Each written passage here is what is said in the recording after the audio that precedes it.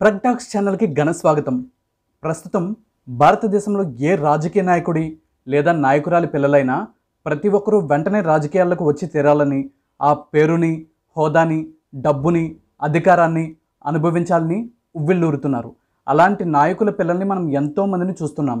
కానీ భారతదేశానికి స్వాతంత్రం వచ్చి 74 సంవత్సరాలైతే అందులో సగం 37 సంవత్సరాల పాటు ప్రధానమంత్రులుగా వారి కుటుంబం నుంచే దేశానికి నాయకత్వం వహించారు. నెహ్రూ గారు 17 సంవత్సరాలు, ఇందిరాగాంధీ గారు 15 సంవత్సరాలు, రాజీవ్ గాంధీ గారు 5 సంవత్సరాలు ప్రధానమంత్రులుగా వ్యవహరించారు. అలాగే 74 సంవత్సరాల్లో 54 సంవత్సరాల పాటు భారతదేశాన్ని కాంగ్రెస్ పార్టీ ప్రభుత్వాలే పరిపాలించాయి.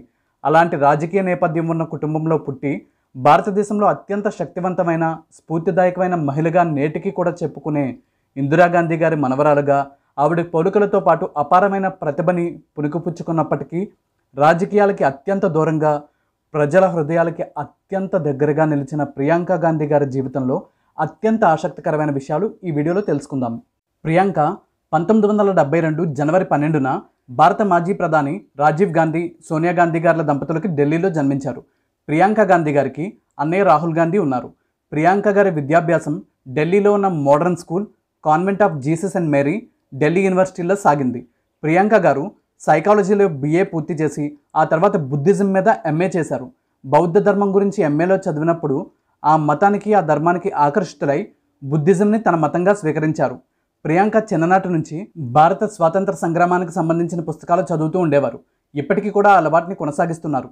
దానితో పాటు వారి తండ్రి రాజీవ్ గారిలాగే ప్రియాంక గారికి కూడా ఫోటోగ్రఫీ అంటే విపరీతమైన ఇష్టం. ప్రియాంక గారు తన చిన్ననాటి స్నేహితుడు, జీవిత భాగస్వామి రాబర్ట్ వాద్రా గారిని తనకి 13 సంవత్సరాల వయసులో రాబర్ట్ గారి సోదరి మిచెల్ వాద్రా ద్వారా కలిశారు.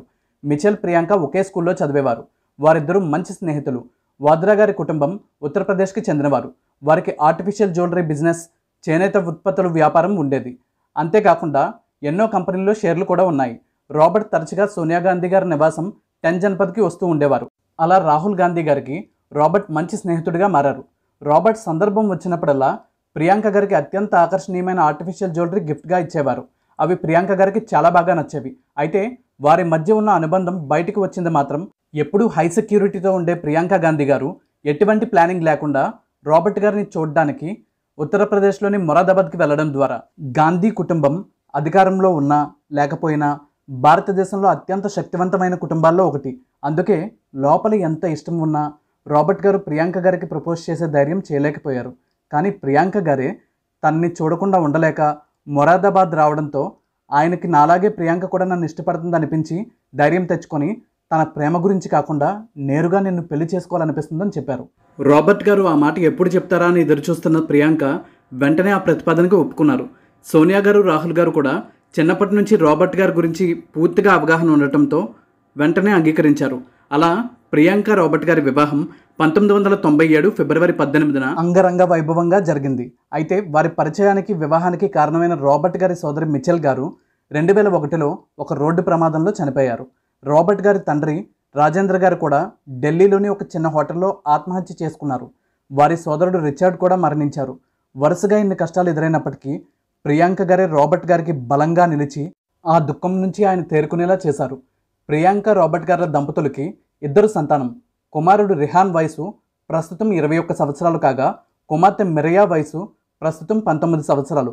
ప్రియాంక గాంధీ గారిని చూస్తే అంత పెద్ద వయసున్న పిల్లలు ఆవిడకు ఉంటారని ఎవ్వరైనా ఊహించడం చాలా కష్టం. ఎందుకంటే ఎప్పుడూ అత్యంత సింపుల్గా, ప్రశాంతంగా, చెరగని చిరునవ్వుతో ఉండే ప్రియాంక క్రమం తప్పకుండా వ్యాయామం చేస్తారు.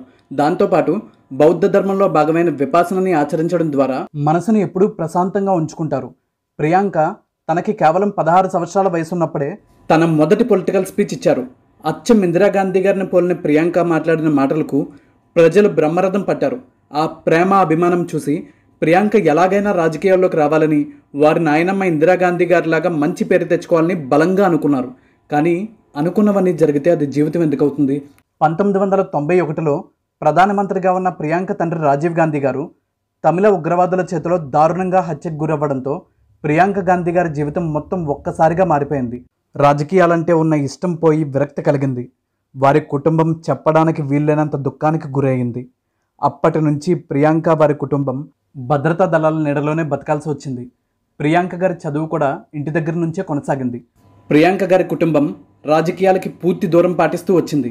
కానీ ఆ తర్వాత గాంధీ కుటుంబ నాయకత్వం లేని కాంగ్రెస్ పార్టీ బలహీనపడుతూ ఉండడంతో కాంగ్రెస్ నాయకులందరూ సోనియా గాంధీ గారిని కలిసి నాయకత్వ బాధ్యతలు చేపట్టాల్సిందిగా అభ్యర్థించారు. తప్పని పరిస్థితుల్లో సోనియా గారు రాజకీయాల్లో అడుగుపెట్టాల్సి వచ్చింది. ప్రియాంక గారు కూడా రాజకీయాల్లోకి రావాలని కాంగ్రెస్ శ్రేణుల నుంచి విపరీతమైన డిమాండ్ వచ్చింది. అయితే ప్రియాంక గారు మాత్రం రాజకీయాలకు దూరంగా ఉంటూనే వచ్చారు. కానీ వారి తల్లి సోనియా గాంధీ గారి నియోజకవర్గం రాయ్బరేలీ, వారి సోదరుడు రాహుల్ గాంధీ గారి నియోజకవర్గం అమేథీలో మాత్రం తన తల్లి సోదరుడికి మద్దతుగా ప్రచార బాధ్యతలు నిర్వహించారు. ఆ నియోజకవర్గాల్లో ప్రియాంక గారు పెట్టిన సభలకి జనం తండోపతండాలుగా తరలివస్తారు. ఆవిడని యువరాణిలా చూస్తారు. కానీ ప్రియాంక మాత్రం ఎప్పుడూ అత్యంత సాధారణంగా ఉండడమే కాకుండా ఏమాత్రం సంకోచం లేకుండా అందరితో కలిసిపోతారు. 1999 ఎన్నికల్లో కాంగ్రెస్ పార్టీ అభ్యర్థిగా పోటీ చేయాలని విపరీతమైన ఒత్తిడి వచ్చింది. ఒకానొక దశలో పోటీ చేద్దామా అని కూడా ఆలోచించారట ప్రియాంక. కానీ రాజకీయాలను చిన్నప్పటి నుంచి అత్యంత దగ్గరగా చూసిన ఆవిడ రాజకీయాలకు నేను దూరంగా ఉంటేనే మంచిది, అందులో కొన్ని విషయాలు నాకు నచ్చవని నిర్ణయించుకున్నారట. అయితే ఆ నిర్ణయం తీసుకోవడం చాలా కష్టమైందని చెప్పారు. అయితే 2019 ఎన్నికల తర్వాత కాంగ్రెస్ పార్టీ స్థాపించిన నాటి నుంచి ఎన్నడూ లేనంత గడ్డు పరిస్థితిని ఎదుర్కోవడం, ఆ ఎన్నికల్లో ప్రతిపక్ష పార్టీ హోదాకు సరిపడే సీట్లను సైతం గెలుచుకోలేకపోవడంతో కాంగ్రెస్ పార్టీ పెద్దల అభ్యర్థన మేరకు దేశంలో మొత్తం 545 ఎంపీ స్థానాల్లో ఏకంగా 80 స్థానాలు కలిగిన ఉత్తరప్రదేశ్ రాష్ట్రానికి కాంగ్రెస్ పార్టీ నాయకత్వ బాధ్యతలు చేపట్టి కాంగ్రెస్కి పునర్వైభవాన్ని సంపాదించాలని కాంగ్రెస్ నాయకులందరూ చేసిన అభ్యర్థనతో తప్పనిసరి పరిస్థితుల్లో ఉత్తరప్రదేశ్ రాష్ట్ర ఏఐసిసి జనరల్ సెక్రటరీగా 2020 సెప్టెంబర్ 11న బాధ్యతలు చేపట్టారు ప్రియాంక గాంధీ. సాధారణంగా ఎవరైనా మనకు మంచి చేస్తే మనం కూడా మంచి చేయాలనిపిస్తుంది. మనకు చెడు చేస్తే మనం కూడా వాళ్ళకి చెడు చేయాలి అనిపిస్తుంది. కన్నుకి కన్ను, కాలుకి కాలు, రక్తానికి రక్తం అనే సిద్ధాంతానికి ఎక్కువ మంది ప్రాధాన్యత ఇస్తారు. కానీ అవేమీ పట్టించుకోకుండా తనకెంతో ఇష్టమైన తన తండ్రిని హత్య చేసిన నిందితుల్లో ఒకరైన నళిని గారిని 2008లో జైల్లో కలిసి వారి కుటుంబ సభ్యులు, పిల్లల గురించి అడిగి అసలు అంత మంచి వ్యక్తిని ఎలా హత్య చేయాలనిపించిందని ప్రశ్నించి అంత కిరాతకురాలు గుండెల్లో కూడా ప్రేమను సంపాదించిన వ్యక్తి ప్రియాంక. న్యాయస్థానం ఆ హత్య కేసులో నళిని గారికి మరణశిక్ష విధించినప్పటికీ నళిని గారి కుమార్తె అనాథ అవుతుందనే ఉద్దేశంతో ఆవిడని క్షమించమని, మరణశిక్ష విధించవద్దని సోనియా గాంధీ గారే అభ్యర్థించడం వారి కుటుంబానికి ఉన్న సంస్కారాన్ని తెలియజేస్తుంది. నళిని గారిని జైల్లో కలిసి వచ్చాక ప్రియాంక ఏం చెప్పారంటే, నేను పగని, కోపాన్ని, ద్వేషాన్ని, హింసని నమ్మను, మార్పుని మాత్రమే నమ్ముతాను అని. కొంతమందికి పదవులతో గౌరవం వస్తుంది, కానీ ఇంకొంతమంది తమ వ్యక్తిత్వంతో ఆ పదవులకే గౌరవాన్ని తెస్తారు. ఒక ఇంటర్వ్యూలో ప్రియాంక రాజకీయాల గురించి మాట్లాడుతూ, నాకు రాజకీయాలంటే ఆసక్తి లేదు, కానీ ప్రజలకు మంచి చేయడం అంటే ఇష్టం ఉంది. నేను రాజకీయాల్లో లేకపోయినా కూడా నేను చేయాలనుకునే మంచి ప్రజలకు చేస్తూనే ఉంటాను. సహాయం చేయడానికి అధికారం అవసరం లేదు అని చెప్పారు. విద్యా, ఆరోగ్య రంగాల్లో సేవలందించే రాజీవ్ గాంధీ ఫౌండేషన్ ట్రస్టీగా కొనసాగుతున్నారు ప్రియాంక. ఆ ఫౌండేషన్ ద్వారా ఎన్నో వేల మందికి సేవలందించి వారి జీవితాల్లో వెలుగులు నింపారు. దేశంలోనే అత్యంత సంపన్న, శక్తివంతమైన కుటుంబంలో పుట్టి అతి సామాన్యమైన జీవితాన్ని గడపడానికి ఎప్పుడూ ఇష్టపడే ప్రియాంక తన వ్యక్తిత్వంతో, వస్త్రధారణతో, అందంతో, కలుపుగోలుదనంతో, మాట తీరుతో ఎంతో మందికి స్ఫూర్తిగా నిలిచారు, నిలుస్తూనే ఉంటారు. ప్రియాంక గారి వ్యక్తిగత, రాజకీయ జీవితంలో మరెన్నో గొప్ప విజయాలు సాధించాలని మనస్ఫూర్తిగా కోరుకుందాం. ఈ వీడియో మీకు నచ్చిందా? నచ్చితే మాదొక చిన్న విన్నపం. మనం చేసే ప్రతి వీడియో వెనక ఎంతో కష్టం ఉంటుంది. ఆ కష్టానికి మీరిచ్చే ప్రతిఫలం మీ లైక్స్, కామెంట్స్, షేర్స్తో పాటు మన ఛానల్ని సబ్స్క్రైబ్ చేసి పక్కనే ఉన్న బెల్ ఐకాన్ ప్రెస్ చేసి ఆల్ నోటిఫికేషన్స్ యాక్టివేట్ చేయడం ద్వారా మన ఛానల్ కుటుంబ సభ్యుల్లో ఒకరిగా చేరుకోండి. ఈ వీడియోని చివరి వరకు చూసినందుకు ధన్యవాదాలతో మీ మిమిక్రీ ప్రవీణ్. Thank you.